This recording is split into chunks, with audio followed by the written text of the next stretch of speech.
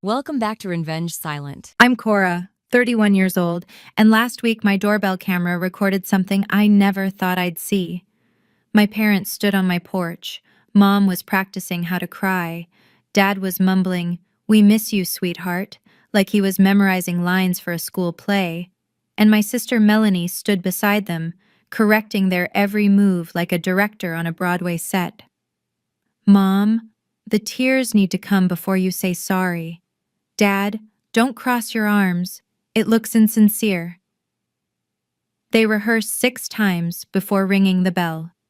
They didn't know my Ring camera records everything, including the 12 minutes before anyone presses the button. I watched the playback twice. Then I opened the door, smiling. What I said next made all 3 of them freeze. Before I continue, if you find this story worth hearing, please take a moment to like and subscribe, but only if you genuinely want to know what happens next. And tell me in the comments, where are you watching from, and what time is it there? Now let me take you back 8 months, to the day I discovered $12,000 had vanished from the account I'd set up for my grandmother. Growing up, I was always the easy one. Melanie got the bigger bedroom because she was older. I understood. Melanie got the new clothes while I wore hand-me-downs. I understood. Melanie got sent to a private university while I went to community college because the family's finances are tight right now, sweetie. You understand, don't you? I always understood. Mom had this phrase she used whenever I tried to push back. "Why are you being so selfish? Your sister needs this more than you do." That sentence became the soundtrack of my childhood. I became a nurse, worked my way up to the ICU at Providence Portland Medical Center. Stable income, good benefits, a job I genuinely loved. But somehow, that stability made me the family ATM. "Cora, Melanie's between jobs. Can you help her with rent this month?" "Cora, your sister's car broke down. She needs it for work." "Cora, we're a little short, just until next month." I kept a running total once, out of curiosity. Over 5 years, I'd loaned my family $34,000.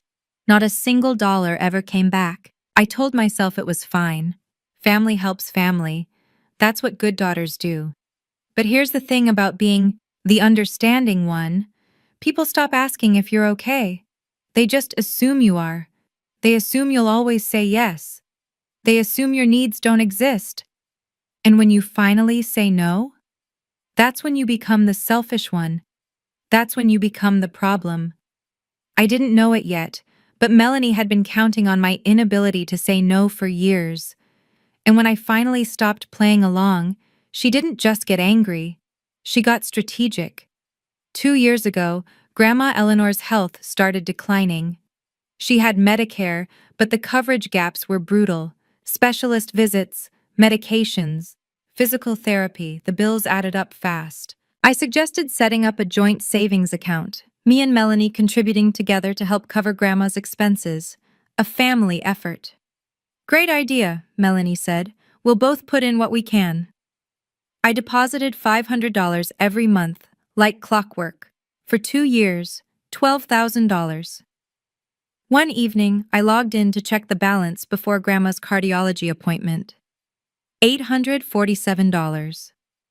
I stared at the screen, refreshed the page, checked again. $847.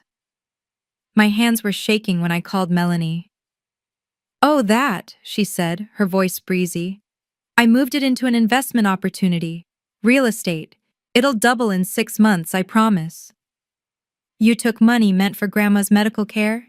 "I didn't take it, I invested it. God, Cora, don't be so dramatic." I drove to my parents' house that night. I thought they'd be horrified. I thought they'd demand Melanie return the money. Instead, Mom looked at me with that familiar disappointment. "Why are you trying to embarrass your sister in front of the family? She stole from Grandma's medical fund. She made a business decision. You're overreacting."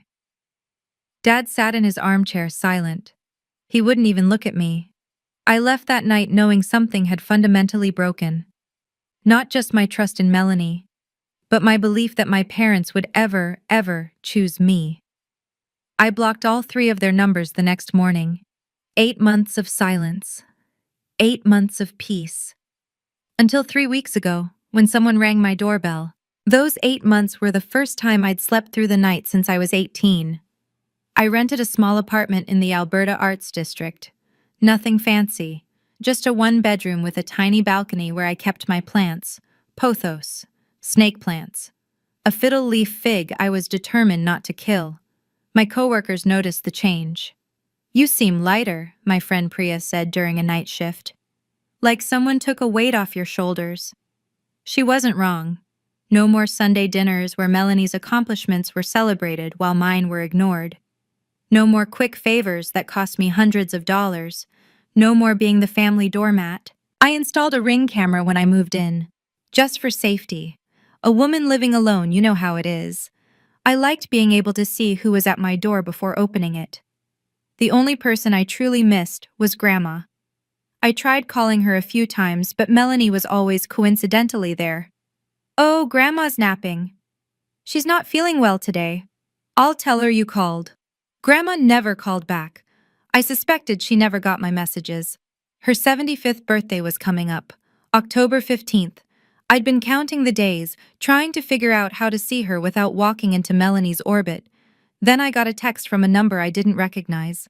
"Cora, sweetheart, it's Grandma, using the neighbor's phone. My 75th birthday party is October 15th. I want you there. I have something important to tell the family. Please come. I love you." I read that message 12 times. She wanted me there, but I knew Melanie would be there too. I hadn't decided what to do when, 3 days later, my doorbell rang. The notification popped up on my phone. Motion detected at front door.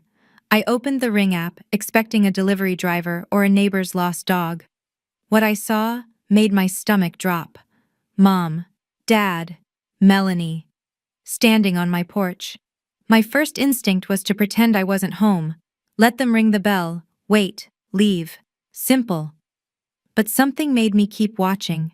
They weren't ringing the bell, they were just standing there, talking. I turned up the volume. "Need to look genuinely sorry," Melanie was saying. She had her phone out, checking something on the screen. "Mom, practice the tears again." Mom dabbed at her eyes with a tissue. "Like this? More natural. Don't wipe so fast. Let them fall." Dad cleared his throat. "What was my line again?" "We miss you, sweetheart. Please come home." Melanie's voice was clinical, directing. "Say it slower, more emotion." Dad tried again. "We miss you, sweetheart. Please. Come home." "Better. But unfold your arms. You look defensive." I watched this for 12 minutes. 12 minutes of my mother practicing how to cry, my father memorizing his lines, my sister correcting their timing, their expressions, their body language. "Remember," Melanie said finally, "the goal is to get her to Grandma's birthday. We don't actually have to mean it, we just need her to think we're sorry." Mom nodded. "Got it." Dad nodded. "Got it." Melanie smiled. "Perfect. Now ring the bell." I saved the video, backed it up to the cloud. Then I sat on my couch, heart pounding, and made a decision. I was going to answer that door, but not the way they expected. The doorbell rang. I gave myself 30 seconds, breathed in, breathed out, checked my reflection in the hallway mirror. Then I opened the door with a smile. Mom's performance started immediately. Her eyes welled up, right on cue. "Cora, baby, we've missed you so much." "Mom," I said calmly, "how many times did you practice that?" She froze mid-sob. Dad's rehearsed line died in his throat. Melanie's composure cracked for exactly half a second. I saw it, that flash of panic in her eyes, before she recovered. "What are you talking about?" I pointed to the small device mounted beside my door. "That's a Ring camera. It records 24/7. I paused. "Including the 12 minutes before you rang the bell." Silence.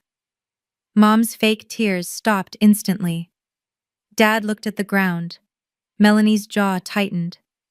"I watched the whole thing," I continued, keeping my voice steady. "The crying practice, the line memorization, the direction notes. I tilted my head. We don't actually have to mean it. We just need her to think we're sorry.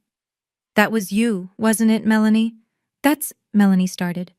So here's my question. I leaned against the doorframe, arms crossed. What do you actually want? Because clearly it's not reconciliation. Melanie recovered fast. I'll give her that. You're recording your own family? That's a violation of privacy? This is my property. I have every right to record my own front porch. You've changed, Cora. You've become so cold. I almost laughed. I've become someone who doesn't fall for performances anymore. There's a difference. Dad finally spoke, his voice weak. Your grandmother's 75th birthday is next week. She wants you there. I know, I said. She texted me. So you'll come? I looked at all three of them. I'll come. For Grandma. Not for you. Melanie's eyes narrowed. She wasn't used to losing control of a situation. If you're coming to the party, she said, we should arrive together. Show Grandma that the family is united. No. Cora! I'll arrive on my own, when the party starts, not before. Mom stepped forward, her performance abandoned now, replaced by something sharper. You're being unreasonable. How will it look if you show up separately? People will ask questions. Then let them ask. Your grandmother is turning 75. This might be her last. Mom caught herself, recalibrated. This is important to her. She wants her family together. And I'll be there, just not on your terms. Melanie's phone buzzed. She glanced at the screen and something flickered across her face. Tension, worry. I have to take this. She stepped away from the porch, turning her back to us. Tyler, I told you I'm handling it. No, she hasn't agreed yet. I know the deadline is... I couldn't hear the rest, but I heard enough. Deadline? When Melanie returned, her composure was thinner, cracks showing beneath the surface. What deadline? I asked. None of your business. Interesting, because you're standing on my porch, asking me for favors. Seems like some things are definitely my business. Mom jumped in quickly. Let's focus on the birthday, Saturday at Grandma's house, 2:00. I'll be there at 2. And you won't cause any... scenes? I smiled, the same calm smile I'd given them when I opened the door. I'm not the one who stages scenes, Mom, remember? They left without another word. I watched them drive away, then went back inside and replayed the Ring video one more time. Something was going on with Melanie, something bigger than wanting me at a birthday party, and I was going to find out what. That night, I couldn't sleep, not because I was upset. I'd made peace with my family's dysfunction months ago, but Melanie's phone call kept replaying in my head. I'm handling it. The deadline. What deadline? For what? I pulled out my phone and scrolled through my old contacts until I found the one person in my family I still trusted, Aunt Diane, Mom's younger sister, a family law attorney with zero tolerance for nonsense. She picked up on the second ring. Cora, is everything okay? I'm fine, Aunt Diane, but I need to ask you something. I told her everything, the video, the rehearsed apology, Melanie's strange phone call. When I finished, Diane let out a long sigh. I wish I could say I was surprised. You're not? Honey, I've seen through Melanie since she was 16 and convinced your parents to buy her a car by crying about her depression. She's talented, I'll give her that. Do you know what's going on? Why they need me at the party so badly? A pause. Then, I've been meaning to call you. Your grandmother asked me about inheritance law last month. My breath caught. What? She's reconsidering some things, the house specifically. She didn't give me details, but... Diane hesitated. I think she's having doubts about certain family members. The house, Grandma's Victorian home in Laurelhurst, the one she'd lived in for 40 years, worth close to $800,000.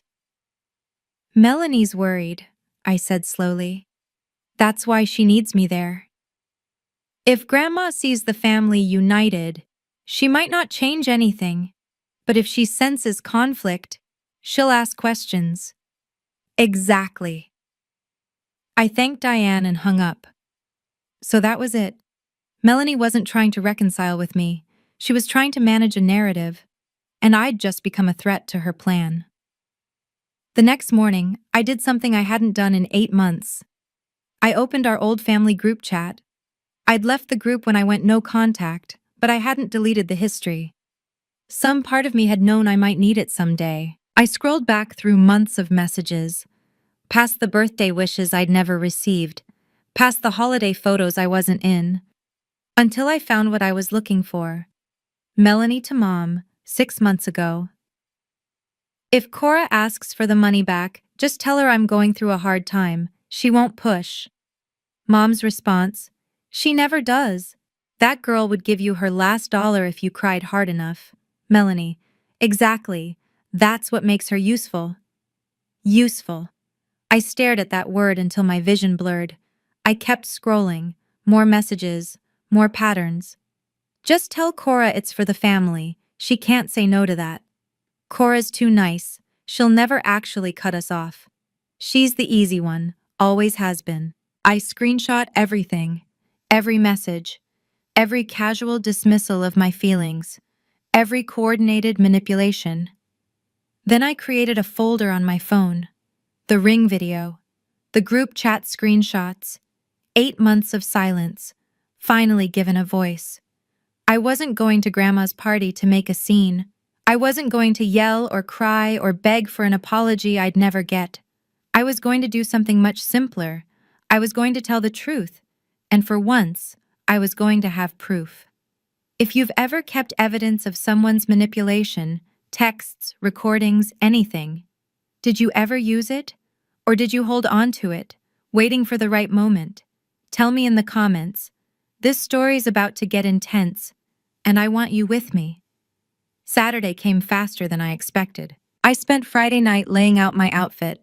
Nothing dramatic, just a simple navy dress, modest jewelry, comfortable flats. I wasn't going for attention. I was going for presence. Aunt Diane called that afternoon. I'll be at the party. If you need anything, find me. Thank you. Cora? Her voice softened. Whatever happens, remember, you have every right to be there. That's your grandmother, too. I arrived at Grandma's house at exactly 2 o'clock. The Laurelhurst Victorian looked the same as I remembered. White paint, wraparound porch, rose bushes Grandma had planted before I was born. Cars lined the street, more than I'd expected. Through the front window, I could see people milling around. Aunts, uncles, cousins I hadn't seen in years. At least 30 guests, maybe more. Melanie had wanted an audience. She was about to get one. I walked up the porch steps and rang the bell. Grandma herself opened the door. She looked smaller than I remembered, thinner, but her eyes, those sharp blue eyes that had always seen straight through me, lit up the moment she saw my face. Cora. She pulled me into a hug. My sweet girl, you came. Of course I came, Grandma. I wouldn't miss this. Over her shoulder, I saw Melanie watching from the living room. She had a champagne glass in hand and a smile that didn't reach her eyes. Mom stood beside her. Dad was by the fireplace, looking uncomfortable. Come in, come in. Grandma took my hand. I have a seat saved for you. She led me through the house, past the curious stares of relatives, past my parents' forced smiles, to a chair beside hers. Not in the corner where Melanie had probably planned to put me, right next to the guest of honor. The message was clear. The party unfolded around me in a blur of small talk and hors d'oeuvres. Cousin Rachel asked about my job. Uncle Marcus complimented my dress. People who hadn't spoken to me in years suddenly found me fascinating. I knew why. In families like ours, absence creates mystery. 8 months of silence meant 8 months of Melanie controlling the narrative, and now everyone wanted to see if the story matched the person. Aunt Diane found me by the buffet table. How are you holding up? Better than expected. I glanced toward Melanie, who was holding court near the piano. She's watching me like a hawk. She's nervous. Diane lowered her voice. I talked to your grandmother yesterday. She's planning to make an announcement today about the house. My heart skipped. What kind of announcement? She wouldn't tell me specifics, but she did say. Diane paused, choosing her words carefully. She said she's been watching, paying attention to who treats her with real love and who just wants something from her. Across the room, Grandma was talking to one of her neighbors, but her eyes kept drifting toward Melanie with an expression I couldn't quite read. Melanie has no idea, I said quietly. She thinks this party is her stage. Melanie thinks everything is her stage. Diane touched my arm.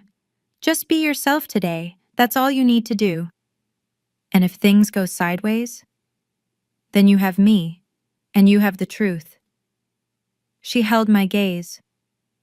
In this family, that's more than most people ever have. I nodded, feeling the weight of my phone in my cardigan pocket. The Ring video, the screenshots, the truth. I wasn't planning to use them, but if Melanie pushed me, I was ready. Halfway through the party, Melanie made her move. She cornered me near the hallway, away from the crowd. Her smile was sweet, her voice anything but. I'm surprised you actually came. Why? Grandma invited me. Grandma invites everyone. That doesn't mean everyone belongs.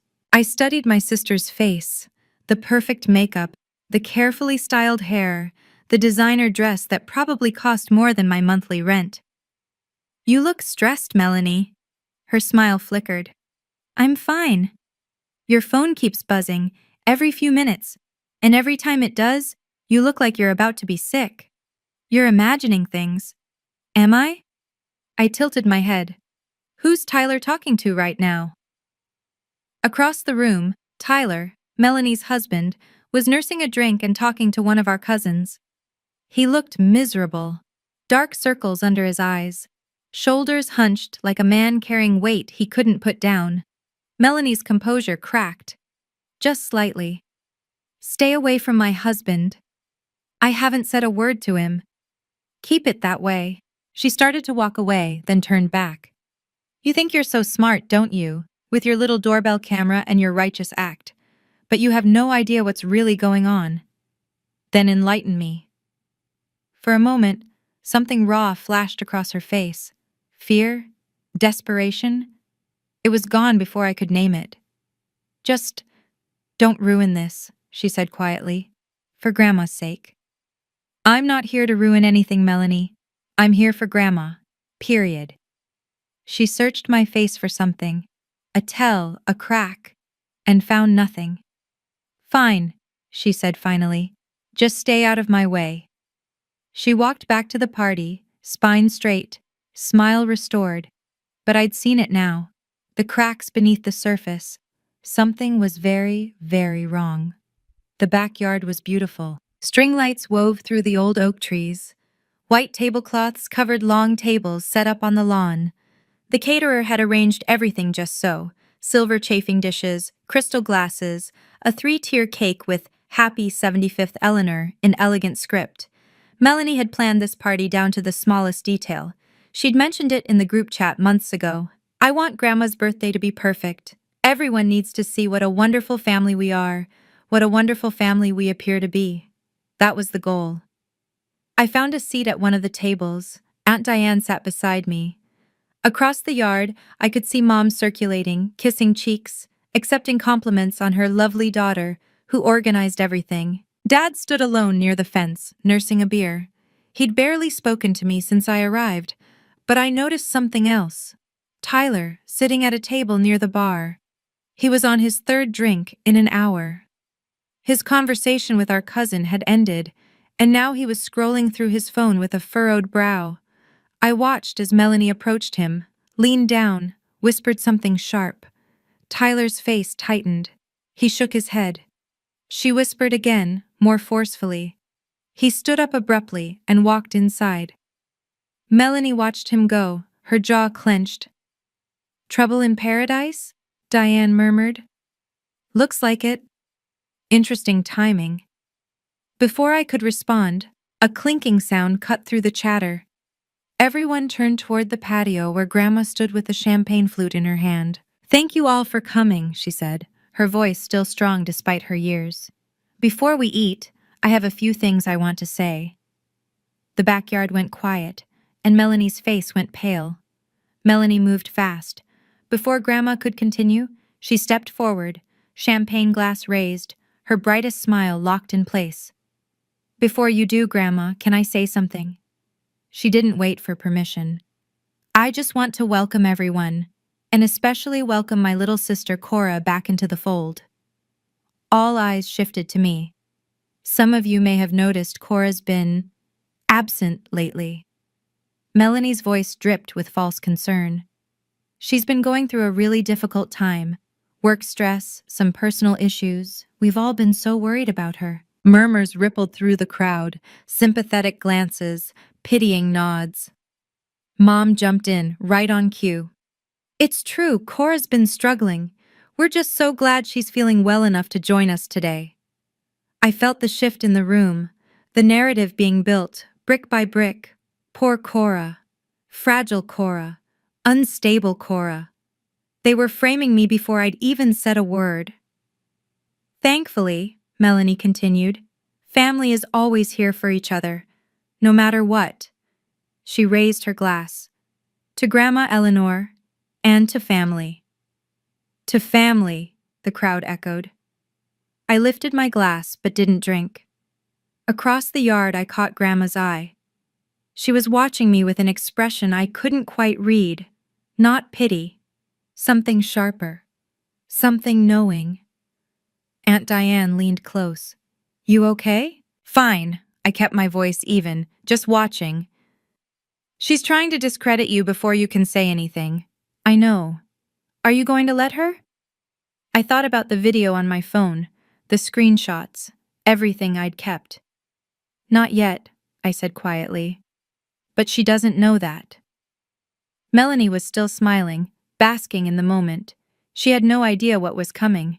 Neither did anyone else. Dinner was served. I sat beside Grandma as she'd wanted. Melanie was across the table watching my every bite.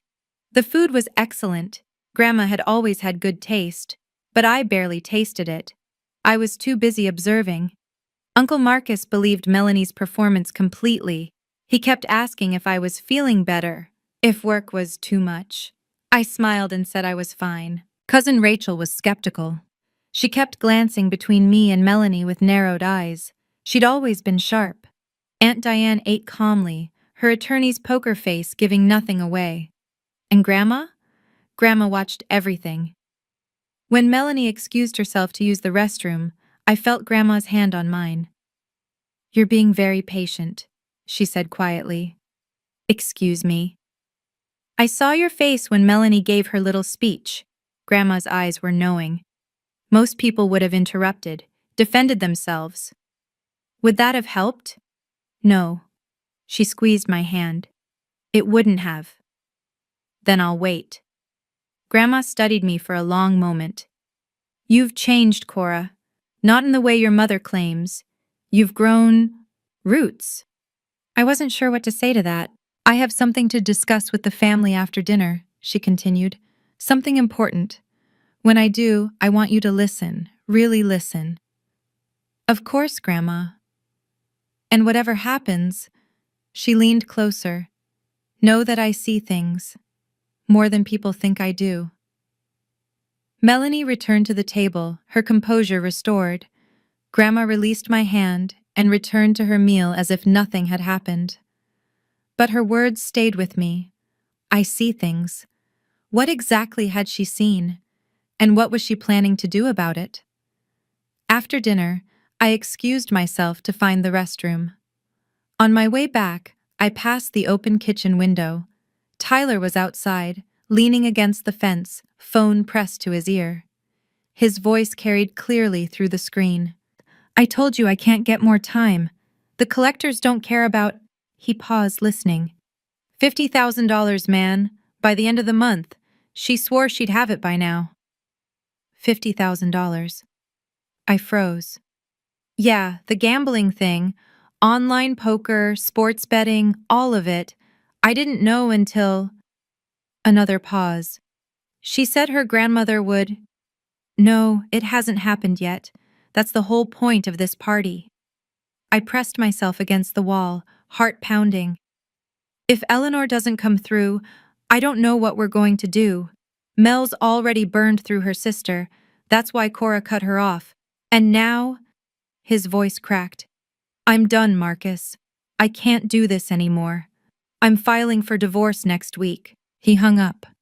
I heard him take a shaky breath, then footsteps heading toward the side of the house, away from me. I stood there, processing. $50,000 in gambling debt. That's why Melanie took the $12,000 from Grandma's medical fund.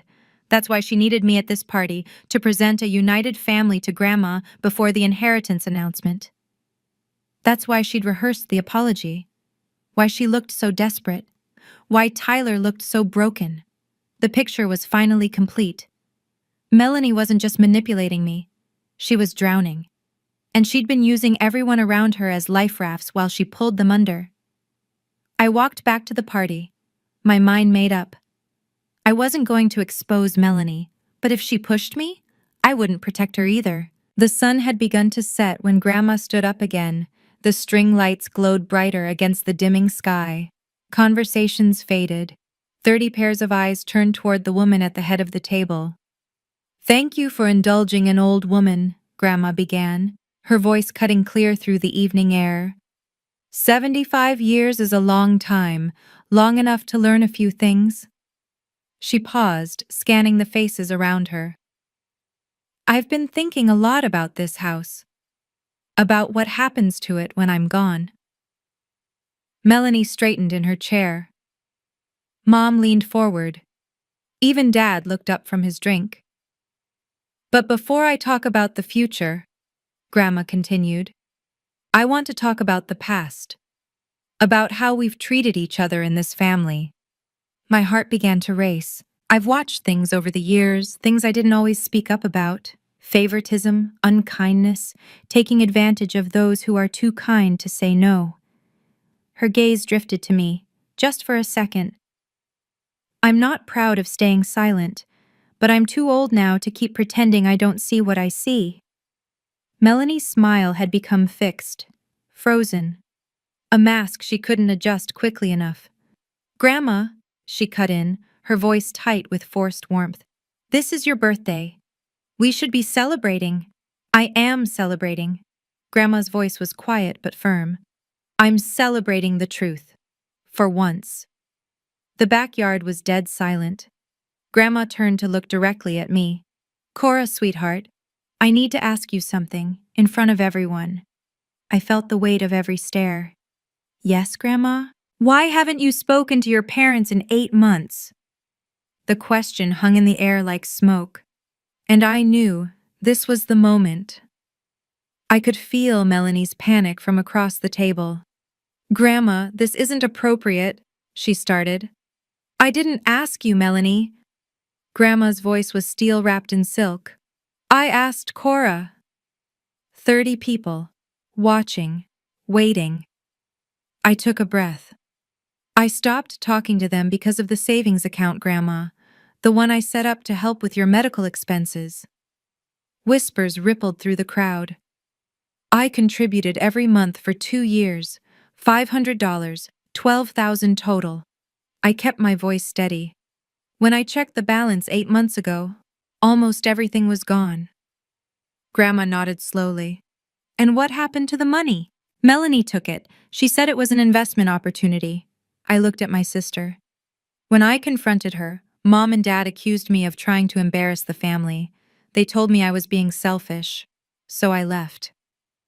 The silence that followed was deafening. Mom found her voice first. Cora, this isn't the time or place. Linda. Grandma's single word stopped her cold. But she's twisting everything.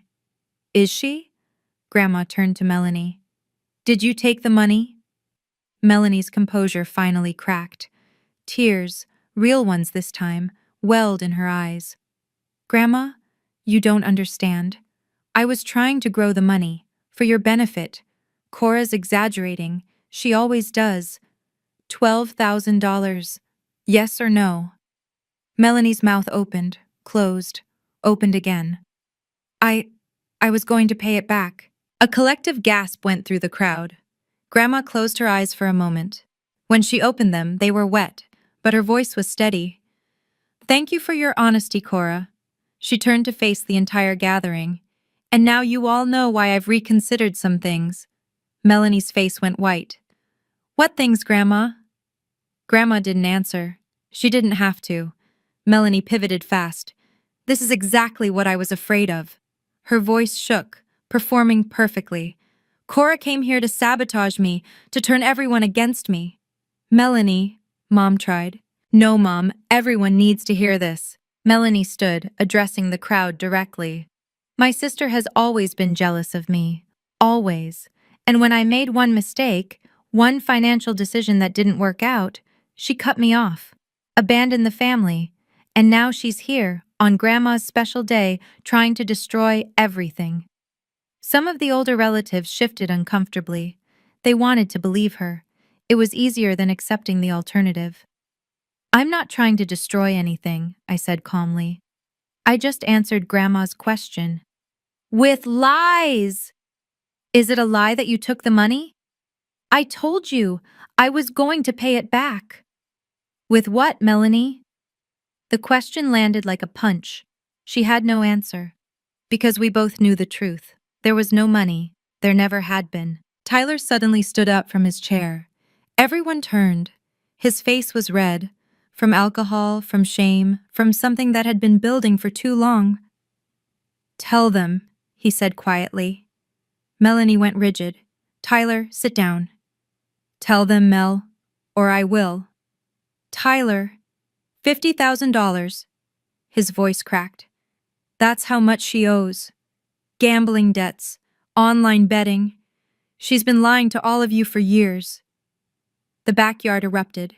Gasps, whispers. Someone dropped a glass. Melanie turned on her husband, her mask completely shattered. How dare you? I'm done protecting you. I'm done lying. He looked at the crowd, at Grandma, at me, at everyone who had believed Melanie's performance. I'm sorry, he said. I should have said something sooner. Then he walked away, leaving Melanie standing alone. The chaos gave Melanie her opening. This is a setup. Her voice rose above the murmurs. All of this, Cora planned it. She manipulated Tyler. She's manipulating everyone. Melanie, stop, Dad said weakly. No. You all know Cora. Sweet, innocent, helpful Cora. But she's not what she pretends to be. Melanie pointed at me, her finger trembling. She recorded our private conversation, at her apartment, without permission.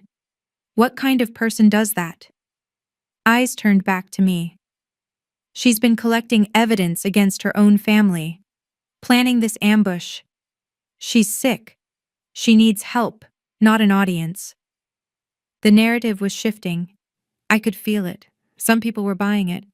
I looked at Aunt Diane. She gave me an almost imperceptible nod. You want to talk about what I recorded? I pulled out my phone. Fine, let's talk about it. Cora, don't you dare! I turned my screen toward the table and pressed play. Melanie's voice filled the backyard. Mom, practice the tears again. More natural. Let them fall. Then Mom. Like this? Then Dad reciting, We miss you, sweetheart. And Melanie clear as day. Remember, the goal is to get her to Grandma's birthday. We don't actually have to mean it. We just need her to think we're sorry. The video ended. No one moved. Grandma's face was unreadable. Mom had gone ghost white. Dad was staring at the ground like he wished it would swallow him. Melanie's voice came out strangled. That's edited. She edited it. Ring camera footage has embedded metadata. Aunt Diane's voice cut through like a blade. Timestamps, location data. It's virtually impossible to alter without leaving traces. I'm a lawyer. I know. Melanie had nothing left. No tears, no excuses, no performance good enough to explain away her own words. The mask was gone. Have you ever held on to evidence of someone's manipulation? waiting for the exact right moment to use it? Was it the right call? Or did it change you in ways you didn't expect? Tell me in the comments. I want to hear your story.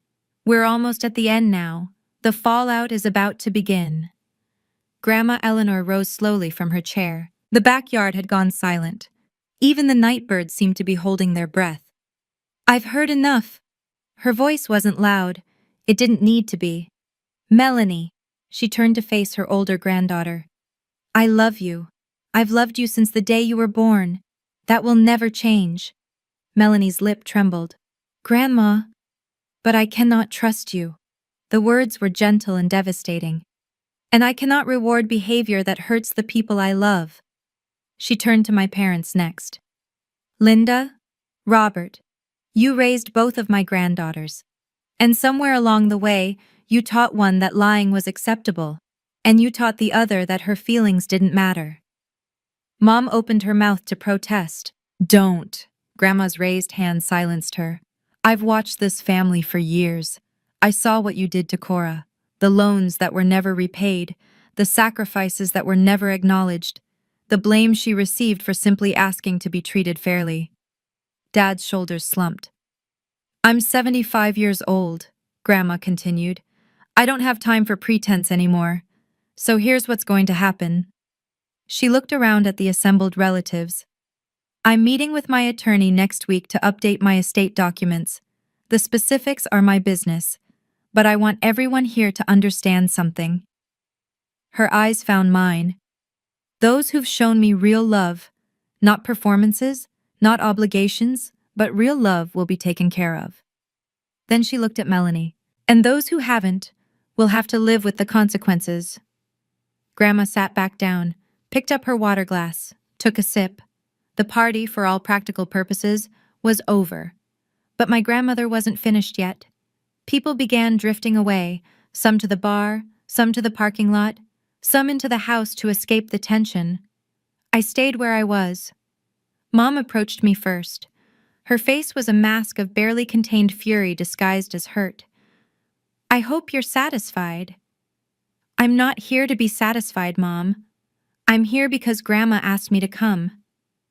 You humiliated your sister in front of the entire family. I looked at her, really looked at her. Melanie humiliated herself. I just stopped covering for her. You could have handled this privately. I tried that 8 months ago. You called me selfish and sided with her. Mom's mouth tightened. She had no response. I stood up. I love you, Mom. I love Dad, too. But I can't have a relationship with people who don't respect me. So what? You're cutting us off again? No. The door isn't closed. I kept my voice calm, level. But if you want to walk through it, you'll have to do it honestly. No scripts, no performances, just the truth. Dad had been hovering nearby, listening. His eyes were red. Dad, I said softly. I meant what I said. I'm here when you're ready to talk, really talk. He nodded once, quickly, then looked away. I walked over to Grandma and knelt beside her chair. She took my hand. Thank you, I said, for asking, for listening. Oh, thank you for telling the truth. She squeezed my fingers. It takes courage to be honest in a family that prefers comfortable lies. I hugged her, longer than usual, tighter than usual. Happy birthday, Grandma. Best gift I've received in years. Her eyes sparkled with tears. Having you back. I wasn't back. Not really. But I wasn't gone either. I found Melanie by the rose bushes. She was standing alone, mascara smeared, champagne glass empty. The party continued around her, but no one approached. People who had praised her organizing skills an hour ago now gave her a wide berth. I didn't plan to talk to her, but she saw me passing and spoke first. Happy now? I stopped. No, not happy. Could have fooled me, her laugh was bitter. You got everything you wanted. What I wanted was for you to return $12,000 meant for Grandma's medical care. God, you're still on that? You asked what I wanted, that's my answer. She stared at me. The mask was completely gone now, just exhaustion and something that might have been fear underneath. I'm going to lose everything, she said quietly. Tyler's leaving. The debt collectors are circling, and now, Grandma, I know about the gambling. She flinched. I heard Tyler on the phone. For a moment she looked like she might cry. Real tears this time. I didn't mean for it to get this bad. Her voice cracked. It started small. A few bets. Then I couldn't stop. And I kept thinking, if I could just win big once. But you didn't. No, I didn't. We stood there, sisters separated by a lifetime of choices. Get help, Melanie. Real help. Not a scheme. Not another lie. Like anyone's going to help me now. Gamblers Anonymous. Therapy. Something. You're not going to con your way out of this one. She didn't respond. I left her there among the roses. As I walked back toward the house, I heard raised voices, Tyler and Melanie, arguing near the cars. I told you I was done. You can't just leave me. I didn't look back. Some wreckage isn't yours to salvage. 1 week later, the dust was still settling. My phone had been busy, texts from relatives I hadn't heard from in years, Aunt Patricia apologizing for believing Melanie's version. Cousin Rachel saying she'd always sensed something was off. Uncle Marcus admitting he'd been wrong to pity me. Everyone had an opinion now that the truth was out. Aunt Diane kept me updated on the broader fallout. Tyler filed for divorce 3 days after the party. He'd been documenting Melanie's gambling for months, apparently, building a case. He sent me a message through Diane. I'm sorry I didn't say something sooner. I was ashamed. I understood shame.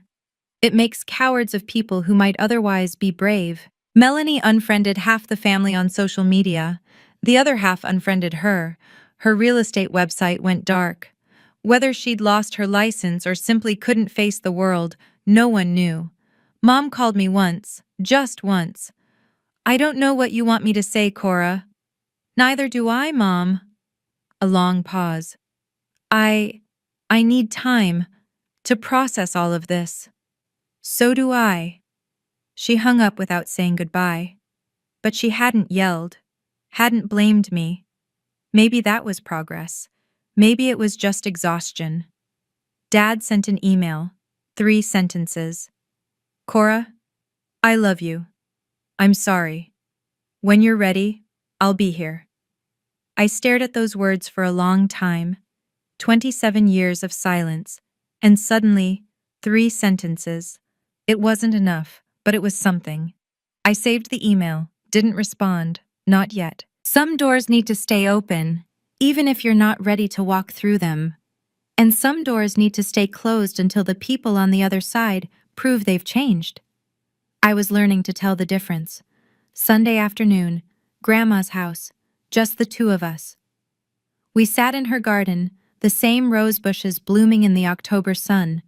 She'd made tea, Earl Grey, my favorite, and set out shortbread cookies on her mother's china. You look rested, she said. First time in years, honestly. She nodded, understanding more than I'd said. I met with my lawyer on Tuesday, she mentioned casually, sipping her tea. Grandma, you don't have to. I'm not telling you what I decided. That's my business. Her eyes twinkled. I'm just telling you that I decided. I laughed despite myself. Fair enough. But I want you to know something, Cora. She set down her cup. You didn't do this for the house. I know that. Of course not. Some people would have. Some people did, not naming names. She smiled wryly. But you came to my birthday because I asked you to. You told the truth because I asked you to.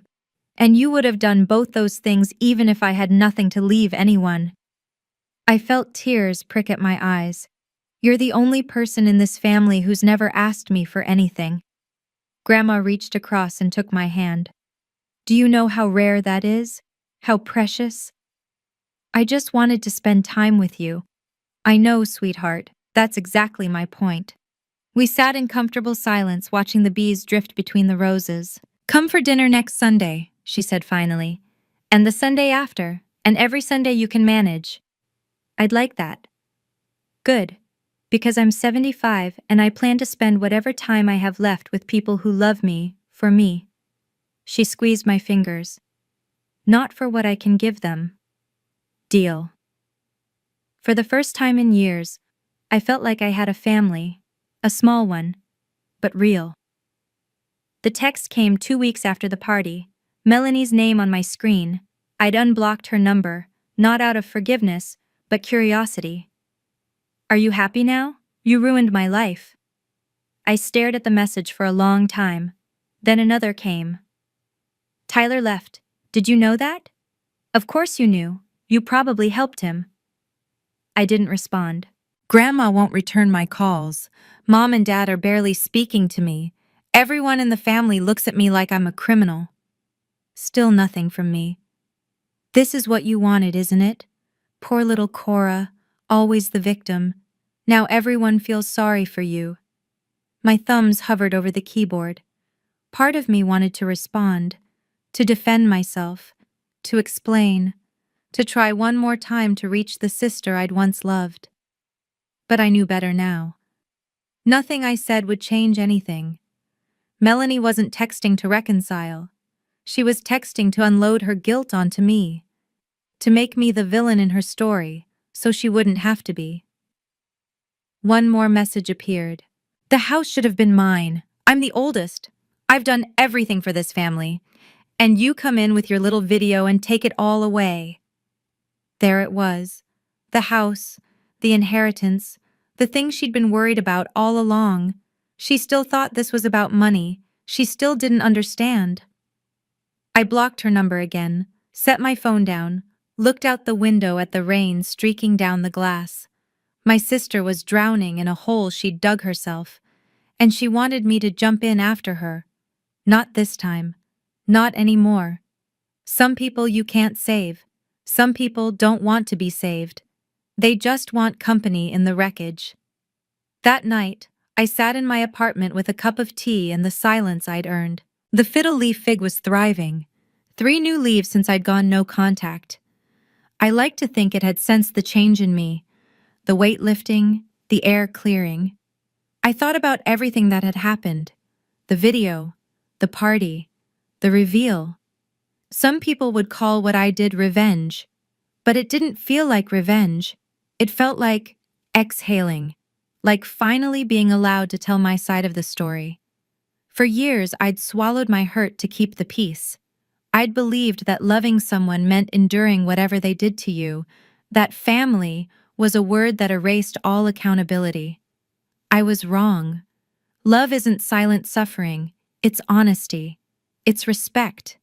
It's choosing each other, not out of obligation, but because you genuinely want to. Melanie never chose me. She used me, and my parents let her. That wasn't love. That was convenience. I thought about the girl I used to be, the one who flinched at the word selfish, the one who gave and gave and gave until there was nothing left. She's still part of me, probably always will be, but she's not in charge anymore. I am. And this version of me, the one who says no, who keeps receipts, who refuses to be a doormat, she's the one I'm learning to love. Not because she's perfect, not because she got revenge, because she finally stopped abandoning herself for people who didn't deserve her loyalty. Outside, the Portland rain continued to fall, soft, steady, cleansing. I finished my tea and went to bed. Tomorrow I had work, and Sunday I had dinner with Grandma. That was enough. For the first time in my life, that was more than enough. 1 month later, life had found a new rhythm. Work at the hospital, dinners with Grandma every Sunday, walks through the Alberta Arts District on my days off. Therapy every other Thursday, something I'd finally started, after years of telling myself I was fine. I wasn't fine. Not completely. Maybe no one ever is. But I was learning, growing, healing. Grandma and I had fallen into an easy routine. Tea in her garden, stories about her childhood, questions about my life that she actually listened to the answers of. She never told me what was in the updated will, and I never asked. It wasn't about that. It never had been. Dad emailed me again last week, longer this time. I've been thinking about what you said, about honesty. I don't know if I'm ready to have that conversation yet, but I want you to know I'm trying.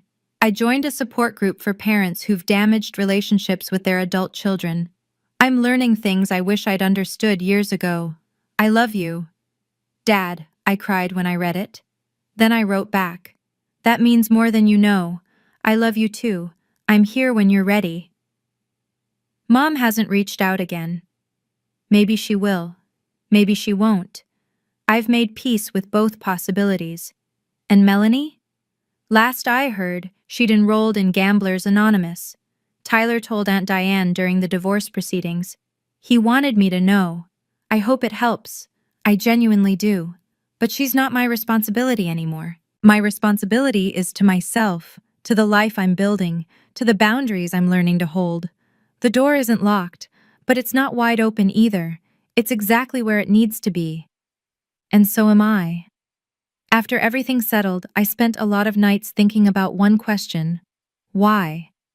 Not, why did they do this to me?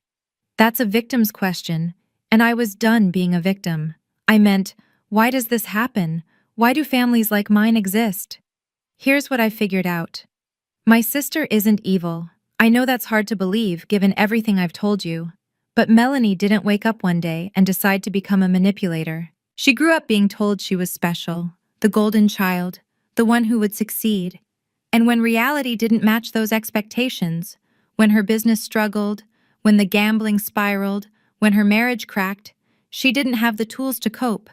So she performed, because that's all she knew. Psychologists call it narcissistic adaptation. When your entire sense of worth depends on looking successful, you'll do anything to maintain that image, even if it means using the people who love you. I'm not excusing her. Understanding someone isn't the same as forgiving them. But understanding helps me stop waiting for an apology that will never come. And my parents? They weren't monsters either. They were scared. Mom was terrified of conflict, of being judged by the extended family, of facing the truth about her perfect daughter. Dad was terrified of everything. Easier to go along with Mom. Easier to stay quiet. Easier to let someone else take the fall. Fear makes people small. It makes them choose comfort over justice. I get it. I was scared too, once. Scared of being called selfish, of being the difficult one, of losing the family I thought I needed. Here's what I've learned. Some fears are worth facing, and some family is only worth what it costs you to keep. If any of this sounds familiar, if you're the easy one in your family, the peacekeeper, the one who always understands, I want you to know something. Being kind is beautiful, but kindness without boundaries is just self-abandonment dressed up as virtue. You're allowed to say no. You're allowed to keep receipts. You're allowed to love people and protect yourself from them. These things aren't contradictions.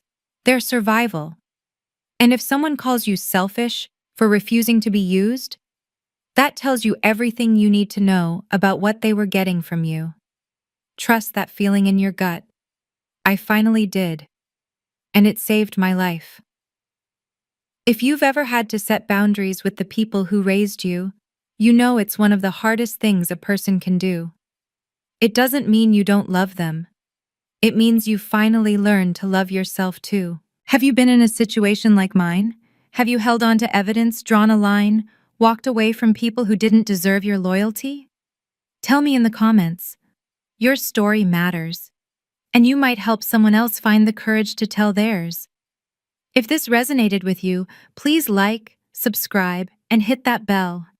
And if you want more stories like this, about family, boundaries, and finding your way through the mess, check the description. I've linked a few that I think you'll connect with. Thank you for listening. Thank you for being here. And thank you for believing me.